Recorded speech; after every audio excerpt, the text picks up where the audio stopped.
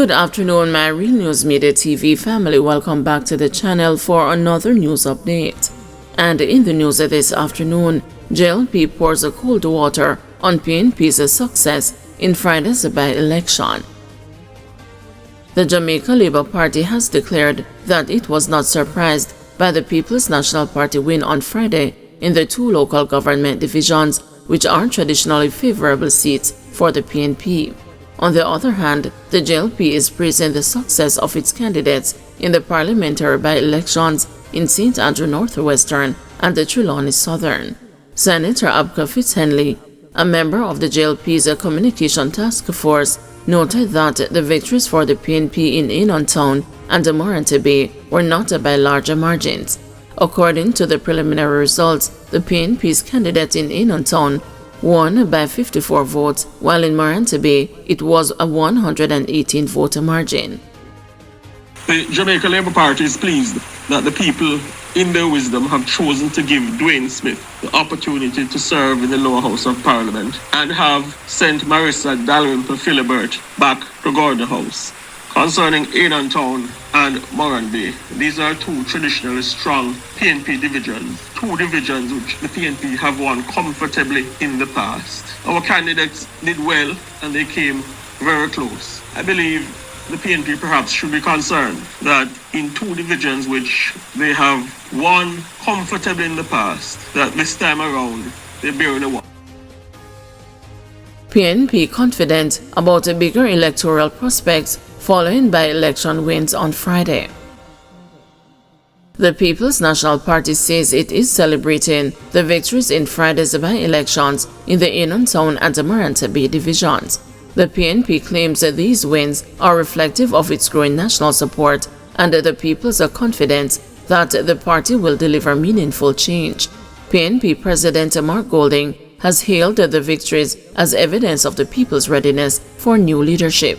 In that vein, the party's General Secretary, Dr. Dayton Campbell, said that the results in the electoral divisions are consistent with the recent national polls that show that the PNP is developing a commanding lead in trust and support. 10-year-old killed in Manchester crash laid to rest. Tributes and tears flowed at the funeral service for 10-year-old Trayvon Sanchez, who was laid to rest on Saturday at Mizpah Moravian Church in northwest Manchester. Trayvon tragically died on September 2 in a two-vehicle crash that also injured his mother. The accident occurred on the first day of the new school year as Trayvon's mother, a policewoman, was transporting him to school. Trayvon, a student at the Christian Elise Primary and Infant School, was on his way to begin grade 6 when the tragedy struck. During the service, his aunt, Rosemary Sanchez Barrosi, delivered the eulogy and described Trayvon as a spark of joy. He excelled in his lessons. Trayvon radiated a light, a curiosity, and a kindness beyond his years. He touched each of us with his gentle heart. It feels impossible to capture his life in just a few words, she said. Every moment he gave us is etched deeply in our hearts. Trayvon was always curious, always seeking to understand the world around him. He asked questions that made you pause, think, and often laugh, she added. Deputy Superintendent Elsa Smith, paying tribute on behalf of the Manchester Police Division, described the emotional toll Trayvon's death has had on the force. It is indeed a tough one for us. On September 2, the entire JCF family was thrown into a valley when we learned of the traumatic experience of Constable Crawford and her world Trayvon. Some of us were angry, some sad, some confused. At the Spalding Hospital, some bawled, some cursed, some stood in shock, and some even questioned God, said Smith. She assured Trayvon's mother of the continued support from the police. We continue this journey with you. It has not been an easy one. We have stayed the course, and at this point, we will never leave you alone.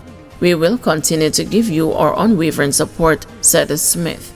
Chadwick Young, 31, a music producer and a coolant manufacturer from Main Street, Christiana, has been charged with causing death by dangerous driving in connection with a crash which occurred on the Sedberg Main Road near Christiana. Police said Young has also been charged with leaving the scene of an accident and disobeying the continuous white line. The case remains before the courts, and Smith noted that investigators are working to ensure a strong case. I know from the traffic department that they have advanced their investigation and are doing their work, she said. Several politicians, educators, and students from Christian Elise Primary were in attendance at the funeral service. Trayvon's body was interred in Walthamstow, Manchester. Persons entering Jamaica with money exceeding US $10,000 remanded to declare it. Persons entering Jamaica with money exceeding US $10,000 are being reminded that they must declare the funds. Brand communication specialist at the Financial Investigation Division, Garth Williams, told the news that a failure to declare the money could mean that the person will have a case to answer in the courts. When you're entering Jamaica and you have money in excess of US $10,000, and it can be any type of instrument, check or otherwise, you need to declare it, Williams emphasized. Declaring it is not an issue if the money is legal. We need to know the source of funds because we wanted to ensure that persons aren't bringing dirty money into the country and trying to get it into the formal economy, he said. The declaration must be made when persons are filling out Jamaica's online customs and immigration C5 form, which is found at enterjamaica.gov.jm. There is a section that asks if you have anything to declare. You will identify the amount of money, and you must also state what is the source of the funds. Also, be prepared to verify the source of funds. It can't just be that you worked at an institution and received the money. We need some evidence, for example, a pay slip that you have worked there, Williams said. He also reminds the persons that having money in excess of the US $10,000 is not an issue, but making the declaration is essential. So you've got to just remember that US $10,000 or more, or its equivalent in any currency, you must declare it when entering the country, he said. The FID is now a department of government and is the only law enforcement body within the Ministry of Finance and the Public Service. Section of Bounty Hall Roadway in Trelawny to be closed to repair defective culvert.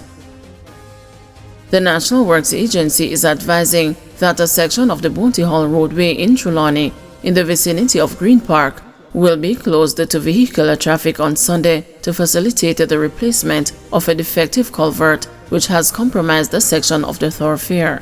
The closure will run from 10 a.m. to 5 p.m. During the closure, motorists traveling from the Bounty Hall direction towards the town of Falmouth may travel via Friendship, Bunkers Hill, and Martha Bray. Motorists are being advised to obey warning signs and the instructions of flag persons. Education Ministry announces revised PEP examination dates. The Ministry of Education, Skills, Youth and Information has announced the revised dates for the primary exit profile examinations for grade 6 students, citing recent disruptions caused by inclement weather conditions in Jamaica. The decision is aimed at providing additional preparation time for the affected students, the ministry said in a bulletin that was issued on Friday. The revised examination dates are as follows: Ability Test, Thursday, February 20, 2025. Performance Task Test, Wednesday, March 19, 2025, Language Arts, and Thursday, March 20, 2025, Mathematics. Curriculum-Based Test, Wednesday, April 30, 2025, Language Arts and Science, and Thursday, May 1, 2025, Mathematics and Social Studies.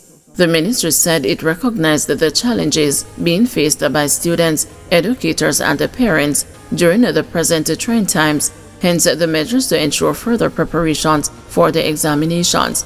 It also advised of its commitment to providing the support that is necessary to ensure the best performance by all the applicable students. Meanwhile, school administrators have been urged to encourage teachers and parents to maximize the additional time that has been given to ensure adequate preparation for the assessment and the best performance by the students.